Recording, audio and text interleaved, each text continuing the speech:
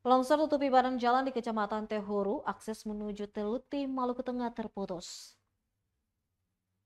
Akses darat dari arah Kecamatan Tehuru menuju Kecamatan Teluti untuk saat ini terputus. Pihak kepolisian sektor Tehuru menginformasikan adanya longsor tanah di antara Dusun Daju, Dusun Saju, dan Dusun Mahu, Desa Tehuru, Kecamatan Tehuru, Maluku Tengah.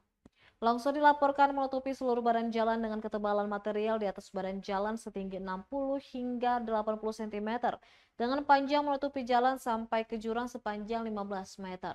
Akibat kendaraan baik roda 2 maupun roda 4 tidak bisa melintasi baik dari arah Teluti, Tehuru maupun sebaliknya.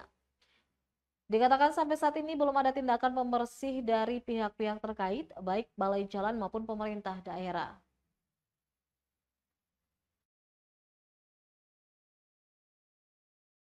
Download Tribun X sekarang, menghadirkan lokal menjadi Indonesia.